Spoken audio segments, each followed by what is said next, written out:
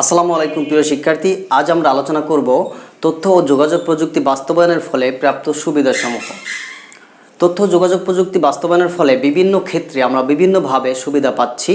তার মধ্যে উল্লেখযোগ্য হচ্ছে শিক্ষাক্ষেত্রে, যোগাযোগ, কর্মসংস্থান, ব্যবসা বাণিজ্য, চিকিৎসা ক্ষেত্রের থেকে শুরু করে বিভিন্ন ক্ষেত্রেই আমরা সুযোগ সুবিধা পাচ্ছি। তো চলো কথা না বাড়িয়ে শুরু করা যাক।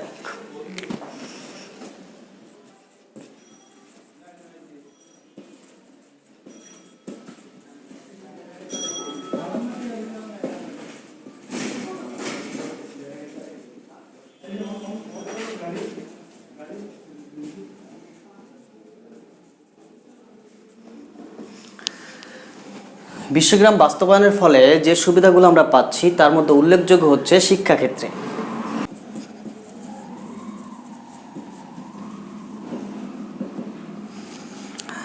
শিক্ষাক্ষেত্রে বিশ্বগ্রাম বাস্তবায়নের ফলে ঘরে বসে ইন্টারনেটের মাধ্যমে বিভিন্ন শিক্ষা প্রতিষ্ঠানের কার্যক্রম পরিচালনা করা সম্ভব হচ্ছে। ইন্টারনেটের মাধ্যমে বিভিন্ন কলেজ, ইউনিভার্সিটিতে এক্সাম দেওয়া থেকে শুরু করে অনলাইনে ক্লাস ব্রডকাস্ট করা হচ্ছে, অনলাইনে এক্সাম দেওয়া হচ্ছে, অনলাইনের মাধ্যমে ভর্তি কার্য সম্পূর্ণ করা সম্ভব হচ্ছে। এবং আমরা জানি যে বিশ্বগ্রাম বাস্তবায়নের ফলে বর্তমান সময়ে ই লার্নিংটা বেশ সম্প্রসারিত হয়েছে। ই লার্নিং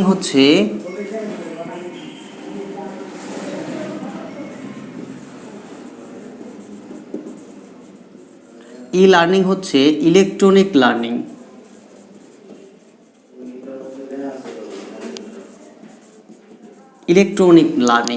অর্থাৎ ইন্টারনেটের মাধ্যমে শিক্ষা গ্রহণ এবং প্রদান করাই হচ্ছে মূলত ইলেকট্রনিক লার্নিং। এছাড়া রয়েছে ইবুক।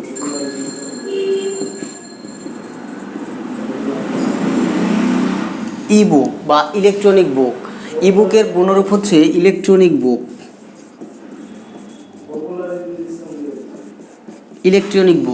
ইবুক হচ্ছে মূলত প্রিন্টেড বইয়ের ডিজিটাল সংস্করণ। তো এটা অবশ্যই মনে রাখতে হবে, ইবুক হচ্ছে প্রিন্টেড বইয়ের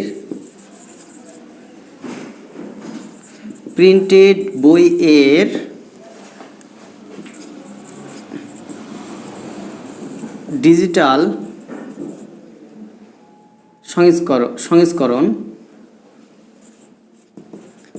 সংস্করণ। ইবুক আবিষ্কার করেন মাইকেল হার্ট। ইবুক আবিষ্কার করেন হচ্ছে মাইকেল হার্ট। তাহলে আমরা জানলাম যে ইবুক হচ্ছে ইলেকট্রনিক বুক এবং প্রিন্টেড বইয়ের ডিজিটাল সংস্করণই হচ্ছে মূলত ইবুক, এবং ইবুক আবিষ্কার করেন হচ্ছে মাইকেল হার্ট। এছাড়া মনে রাখতে হবে মুক্ত বিশ্বকোষ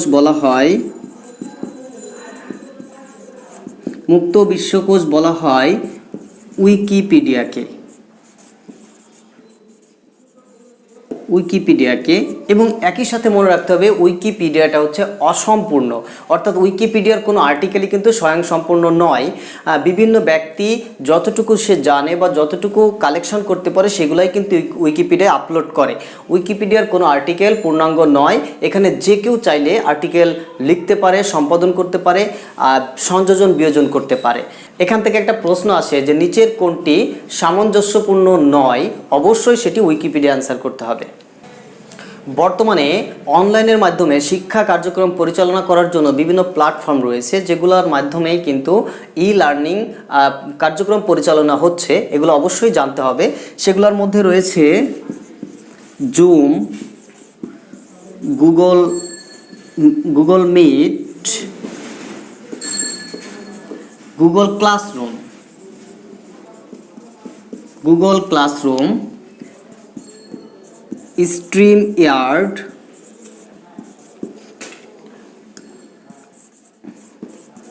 ফেসবুক লাইভ ইত্যাদি। এই প্ল্যাটফর্মগুলোর মাধ্যমেই কিন্তু বর্তমানে করোনাকালীন সময়ে শিক্ষা গ্রহণ এবং প্রদান করা হচ্ছে।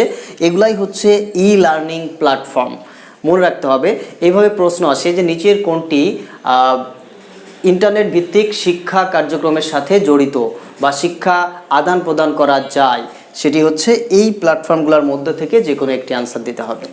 আশা করি বুঝতে পেরেছো।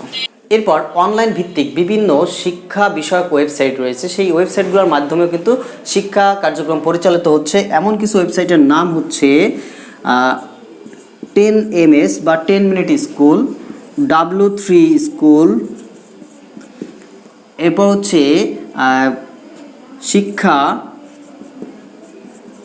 শিক্ষা.com, খান একাডেমি। এই ওয়েবসাইটগুলোর মাধ্যমেও কিন্তু শিক্ষা কার্যক্রম চলছে। এছাড়া আরও অনেক ধরনের শিক্ষা কার্যক্রম পরিচালিত ওয়েবসাইট রয়েছে, তার মধ্যে রয়েছে ইন্ডিয়া ভিক্স, gramarhub.com, eduhide.com ইত্যাদি। এগুলোর মাধ্যমে কিন্তু শিক্ষা কার্যক্রম পরিচালিত হচ্ছে।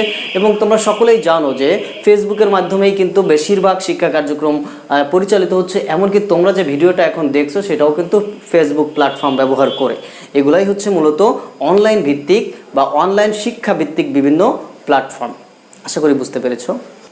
এখন আমরা দেখব বিশ্বগ্রাম বাস্তবায়নের ফলে যোগাযোগের ক্ষেত্রে কি ধরনের সুবিধা পাচ্ছি। যোগাযোগ,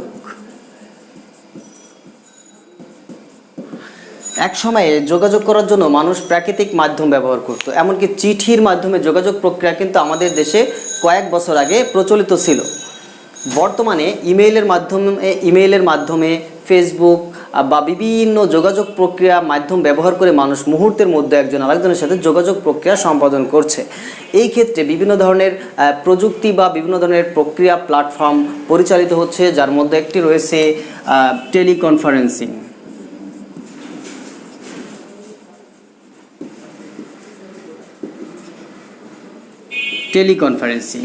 টেলি শব্দের অর্থ হচ্ছে দূরে, টেলি অর্থ দূরে, আর কনফারেন্স অর্থ সমাবেশ। তাহলে মনে রাখতে হবে টেলি অর্থ দূরে আর কনফারেন্স অর্থ সমাবেশ, অর্থাৎ বিভিন্ন ভৌগোলিক প্রান্তে অবস্থিত একাধিক ব্যক্তিবর্গের মধ্যে সভা সমাবেশ পরিচালনা করাকেই মূলত টেলিকনফারেন্সিং বলে। 1975 সালে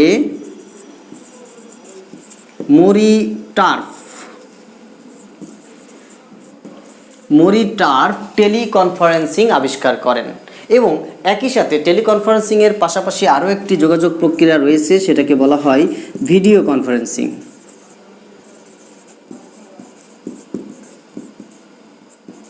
ভিডিও কনফারেন্সিং এক ধরনের টেলিকনফারেন্সিং, তবে এই ক্ষেত্রে অবস্থানরত ব্যক্তিবর্গ কথা বলার পাশাপাশি সচিত্র দেখতে পারে।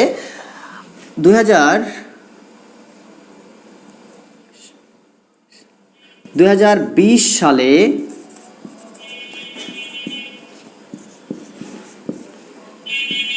জন লজি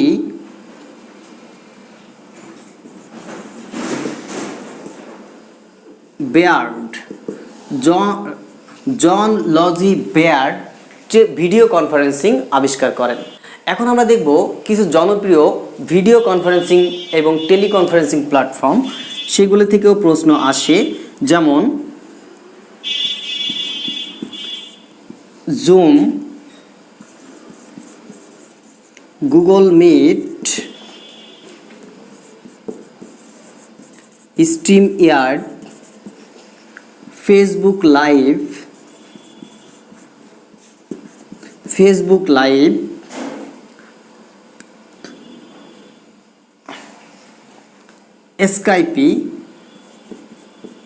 স্কাইপি। এই প্ল্যাটফর্মগুলোর মাধ্যমে কিন্তু ভিডিও কনফারেন্সিং প্রক্রিয়া পরিচালিত হচ্ছে। এখান থেকে প্রশ্ন আসে যে নিচের কোনটি ভিডিও কনফারেন্সিং প্ল্যাটফর্ম অথবা নিচের কোনটি ভিডিও কনফারেন্সিং প্ল্যাটফর্ম নয়। আশা করি তোমরা বুঝতে পেরেছো।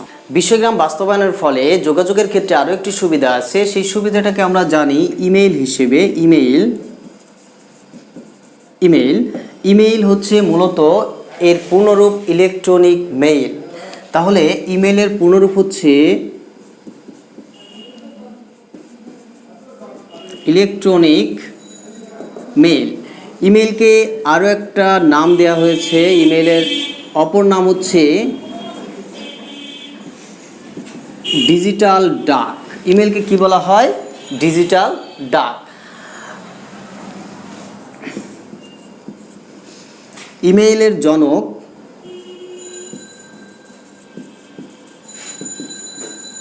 ইমেইলের জনক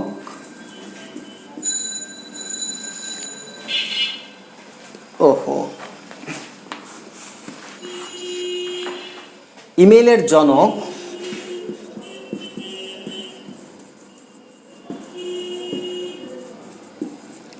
জনক রে টমলিনসন। অবশ্যই মনে রাখতে হবে যে একটি ইমেইলের বা একটি ইমেইল অ্যাড্রেসের দুইটি অংশ থাকে, এই চিহ্নের পূর্বে যেটা থাকে সেটা হচ্ছে ইউজার নেম এবং চিহ্নের পরে থাকে ডোমেন নেম বা সংক্ষেপে বলা হয় ডিএনএস বা ডোমেন নেম সিস্টেম। ইমেইলে অবশ্যই থাকতে হবে, থাকতে হবে চিহ্নটি এবং ইমেইলের সাথে এই চিহ্নটি যুক্ত হয় 1972 সালে। এবং একই সাথে আরও মনে রাখতে হবে ইমেইলের কিছু অংশ যেগুলোকে বলা হয় সিসি বা কার্বন কপি, আরেকটা হচ্ছে বিসিসি বা ব্লাইন্ড কার্বন কপি। তাহলে ইমেইল সংক্রান্ত যে তথ্যগুলো এখানে লেখা হয়েছে এর বাইরে থেকে আর কোনো টপিক তোমাদের পড়তে হবে না। তোমরা যে ধরনের এক্সাম দাও না কেন, সব ধরনের কম্পিটিটিভ এক্সামে এগুলা থেকেই কিন্তু প্রশ্ন আসে। যেমন আমি যদি কয়েকটা প্রশ্নের কথা বলি, সেখানে তোমরা দেখবা এমন প্রশ্ন হয় যে ইমেইলের সাথে চিহ্নটি কখন যুক্ত হয়। অবশ্যই সেটা 1972 সালে। ইমেইলের সাথে অবশ্যই থাকতে হবে চিহ্নটি। ইমেইলের কয়টি অংশ থাকে? অবশ্যই দুটি অংশ থাকে। ইমেইলের চিহ্নর পূর্বের অংশ হচ্ছে ইউজার নেম এবং পরের অংশ হচ্ছে ডোমেন নেম। আশা করি তোমরা ইমেইল সংক্রান্ত সকল ইনফরমেশন পেয়ে গেছো এবং অবশ্যই নোট করে রাখবে এবং সাথে সাথে মুখস্থ করে রাখবে। এরপর আমরা দেখব বিশ্বগ্রাম বাস্তবায়নের ফলে মানুষের বিভিন্নভাবে কর্মসংস্থানের সুযোগ হয়েছে।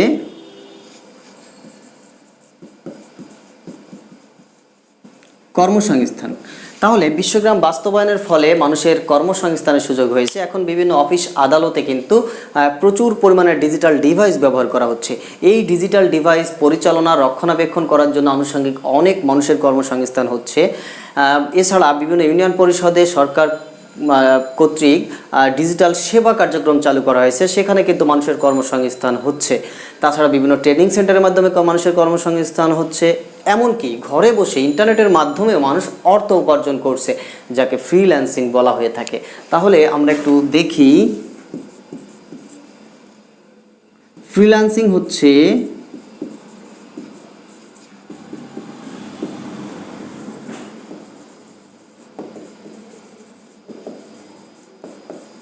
ইন্টারনেটের মাধ্যমে অর্থ উপার্জন। ফ্রিল্যান্সিং হচ্ছে মূলত মুক্ত পেশা। যিনি ফ্রিল্যান্সিং করেন তাকে বলা হয়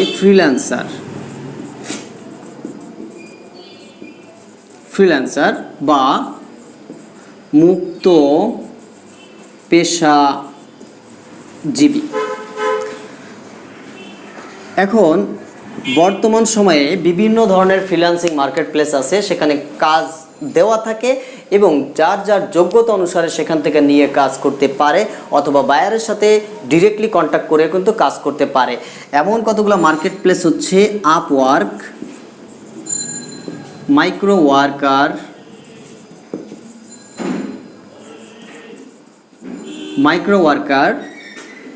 ব্যালান্সার,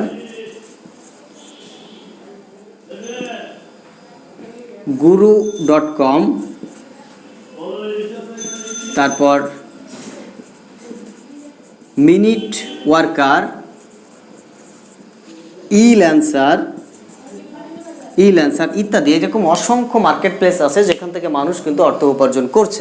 এখান থেকেও কিন্তু একটা প্রশ্ন এসে থাকে যে নিচের কোনটি ফ্রিল্যান্সিং মার্কেট প্লেস, অথবা নিচের কোনটি ফ্রিল্যান্সিং মার্কেট প্লেস নয়? এভাবে প্রশ্নগুলো আসে। আশা করি তোমরা বুঝতে পেরেছো। ফ্রিল্যান্সিং ছাড়াও আরও কিছু বিষয় আছে, যেমন আউটসোর্সিং।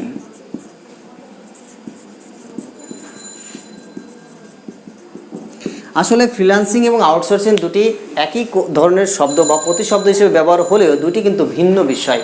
ফ্রিল্যান্সিং হচ্ছে সরাসরি ইন্টারনেট ব্যবহার করে অর্থ উপার্জন করাই হচ্ছে মূলত ফ্রিল্যান্সিং। আর আউটসোর্সিং হচ্ছে যিনি বিভিন্ন ফ্রিল্যান্সারকে দিয়ে কাজ করিয়ে নেয়, তার জন্যই হচ্ছে মূলত, বা তাকেই বলা হয় হচ্ছে আউটসোর্সিং। আশা করি বুঝতে পেরেছ। এখন আমরা দেখব বিশ্বগ্রাম বাস্তবায়নের ফলে ব্যবসা বাণিজ্যে কীভাবে আমরা সুবিধা পাচ্ছি। তাহলে বিশ্বগ্রাম বাস্তবায়নের ফলে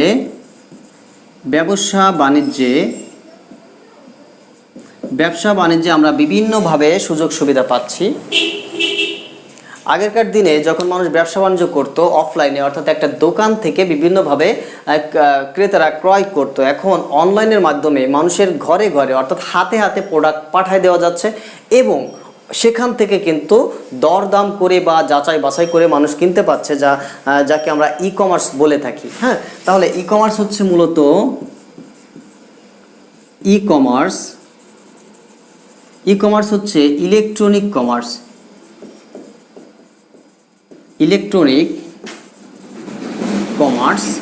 আরও এক ধরনের ব্যবসা পরিচালিত হয় যাকে এম কমার্স বলে। এম কমার্স এটা হচ্ছে মোবাইল কমার্স, অর্থাৎ মোবাইল ফোনের মাধ্যমে ব্যবসা বাণিজ্য পরিচালনা করাই হচ্ছে এম কমার্স। ইলেকট্রনিক ডিভাইস, এটা যে কোনো ডিভাইস ব্যবহার করে ব্যবসা বাণিজ্য পরিচালনা করাকে বলা হয় এম কমার্স। এখন দেখো, ই কমার্সের জনক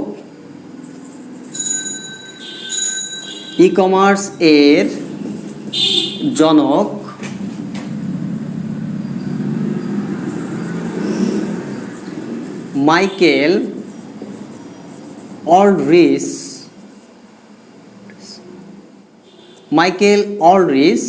এবং এটা 1979 সালে তিনি ই কমার্স আবিষ্কার করেন। এবং পৃথিবীর সবথেকে বড় বা বৃহৎ ই কমার্স ওয়েবসাইট হচ্ছে অ্যামাজন.com, যেটা প্রতিষ্ঠিত হয়েছে 1994 সালে। ই কমার্স এর প্রতিষ্ঠাতা হচ্ছে, এর নাম কি, জেফ বেজোস। ই কমার্সের প্রতিষ্ঠাতা হচ্ছে জেফ বেজোস, 1994 সাল। অ্যামাজন ছাড়াও আরও অনেক ধরনের বা অনেকগুলা ই কমার্স প্ল্যাটফর্ম রয়েছে, যেগুলো থেকেও প্রশ্ন আসে, সেগুলো আমাদেরকে জানতে হবে। যেমন রয়েছে আলিবাবা.com, দারাজ, ইবে, বিক্রয়.com, অ্যামাজন,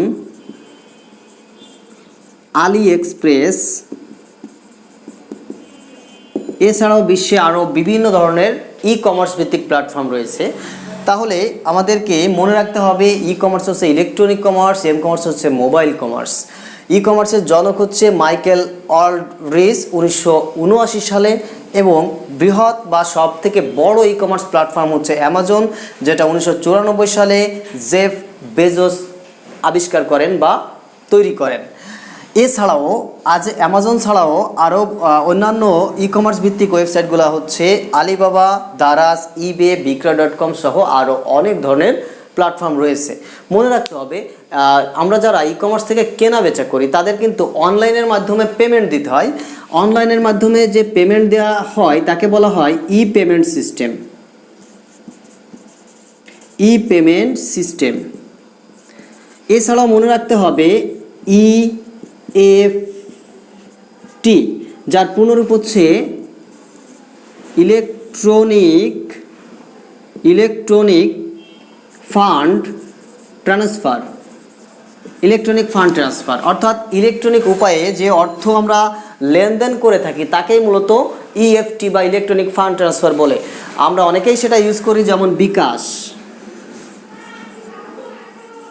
বিকাশ, ইউক্যাশ, রকেট ইত্যাদি এই ধরনের যে অনলাইন এই ধরনের যে পেমেন্ট সিস্টেমগুলো আছে এগুলাই হচ্ছে মূলত ইএফটি বা ইলেকট্রনিক ফান্ড ট্রান্সফার।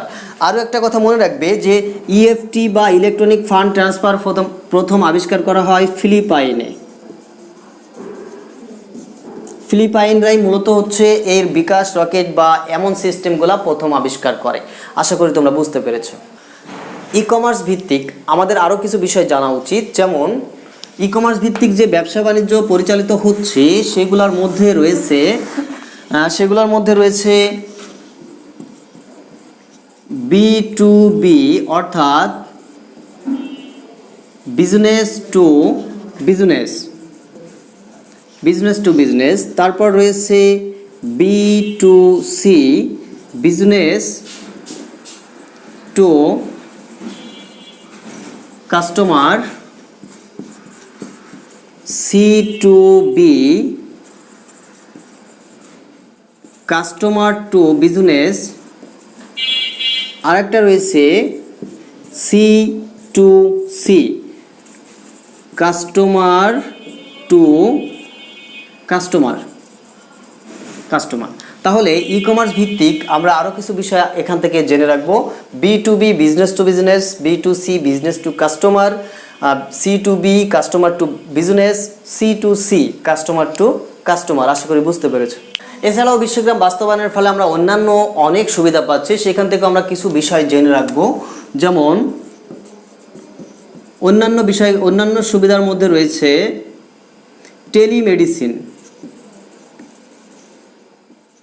টেলিমেডিসিন হচ্ছে টেলি অর্থ দূর আর মেডিসিন অর্থ হচ্ছে চিকিৎসা সেবা, অর্থাৎ মোবাইল ফোন বা টেলিফোনের মাধ্যমে চিকিৎসা সেবা দেওয়া বা নেওয়াকে বলা হয় টেলিমেডিসিন। তাহলে মোবাইল বা টেলিফোন এর মাধ্যমে চিকিৎসা সেবা দেওয়া বা নেওয়াকে বলা হয় টেলিমেডিসিন। আরও কিছু বিষয় আমাদের জানা উচিত, যেমন অফিস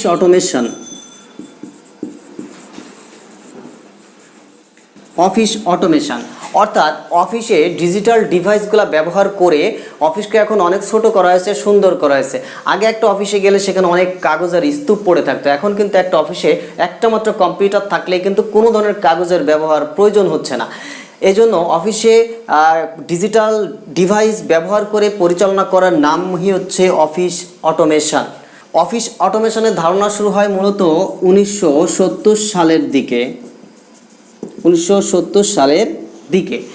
তাহলে অফিস অটোমেশন বলতে বোঝাচ্ছে হচ্ছে অফিসে ডিজিটাল ডিভাইস ব্যবহার করা বা যাকে বলা হয় ডিজিটাল অফিস। অফিস অটোমেশনের অপর নাম হচ্ছে ডিজিটাল অফিস। এরপর আমরা জানব EHR মানে হচ্ছে ইলেকট্রনিক হেলথ